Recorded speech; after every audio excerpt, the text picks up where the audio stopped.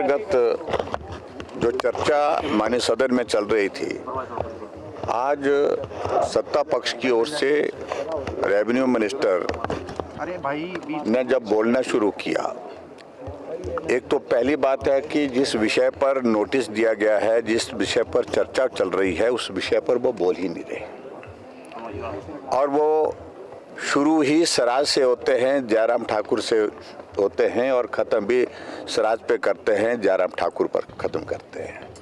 हम सुनते रहे काफ़ी हद तक, लेकिन उनने सारी बदतमीजी की सीमाएं लांघ दी। ये शब्द मुझे पीड़ा के साथ बोलना पड़ रहा है। आदत बन गई, हर बार की आदत बन गई, हर वक्त की आदत बन गई। सरकार की व्यवस्था हो सकती है, मजबूरी हो सकती है ऐसे आदमी को ढोने की, लेकिन हमारी कोई मजबूरी नहीं है। जब हमने सदन के अंदर आग्रह किया, निवेदन किया अध्यक्ष महोदय जी से कि हमें अपनी बात कहने का मौका दिया जाए, जब मौका नहीं दिया गया और उनकी बात को रिकॉर्ड में जाने दिया गया, उस पर हमारी आपत्ति थी, क्योंकि जिन शब्दों का इस्तेमाल वो कर रहे थे वो कार्यवाही में रखने लायक नहीं है। हमने अध्यक्ष मोदी जी के सामने भी अपनी बात कही है कि जो भी कुछ उनने इस प्रकार से जो गलत तरीके से गलत भाषा का इस्तेमाल किया है, वो शब्द तमाम सारी कार्यवाही से निकाले जाने चाहिए, वो कार्यवाही का हिस्सा नहीं होना चाहिए। और बार बार इस बात को लेकर के आपदा के नाम पर सराज में 33 लोगों की जिंदगी चले गई है, जिनमें 22 लोग अभी तक नहीं मिल पाए, उनकी बॉडी भी नहीं मिल पाई है, 11 लोगों की बॉडी मिल पाई है।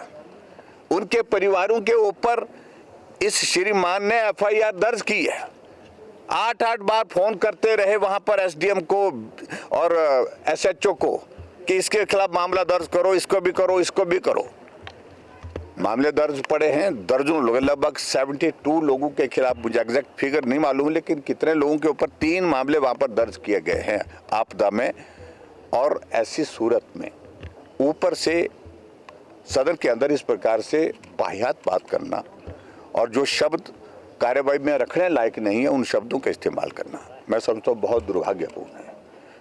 और क्या हश्र होगा इस सरकार का, तो मैं कुछ अभी कहना नहीं चाह रहा हूँ, लेकिन ये पक्की बात है कि इस व्यक्ति का हश्र वहाँ की जनता आने वाले समय में करेगी, क्योंकि इस भाषा को कोई भी टॉलरेट नहीं करेगा। और जो आपदा में जिन बातों का जिक्र करने की कोशिश कर रहे हैं, मैं तो उन लोगों का आभारी हूं जिन्होंने आपदा वहां पर रात के 2 बजे भी सामान लेकर के पहुंचे, और उसके बाद जो लोग सामान लेकर के आए उनकी उपस्थिति में सामान दिया गया है। उनको हमने अपने आप ही कहा कि आप इस गांव में जाकर के सामान वितरित किए, वहां पर सामान वितरित किया है। बहुत लोगों ने सामान अपने सामने, अपने प्रतिनिधियों के सामने वितरित किया है। जिन लोगों ने वहां पर आपदा प्रभावित लोगों को मदद की है, चेक दिए हैं, चेक, एक एक चेक की डिटेल उनको जिन लोगों ने दिए थे उनको दिया गया है, चेक नंबर भी दिया गया है, उनको बताया गया कि ये चेक आपसे प्राप्त हुआ था, ये चेक फलाने आदमी को दिया गया है। और उन्होंने व्यक्तिगत रूप से भी वेरीफाई भी किया कई लोगों ने कि आपदा प्रभावित लोगों को जिनको चेक दिया गया है, क्या सही मायने में उनका घर टूटा है। उन्होंने इस बात को भी वेरीफाई किया है, उनकी प्रेजेंस में दिया है। अधिकांश चेक उनकी प्रेजेंस में दिए हैं। अगर प्रेजेंस में नहीं दिए तो उनके प्रतिनिधि जो आए थे उनकी हाजिरी में दिए हैं। उसके बावजूद भी बकवास किए जा रहे हैं मंत्री। और मैं यही कहना चाह रहा हूं कि खाल में रहे वो। 118 में क्या चल रहा है, कौन लोग हैं जो नीचे से फाइल बाय हैंड लाते हैं, कौन लोग हैं जो कहते हैं कि हम आपका 2 दिन में काम कर देते हैं।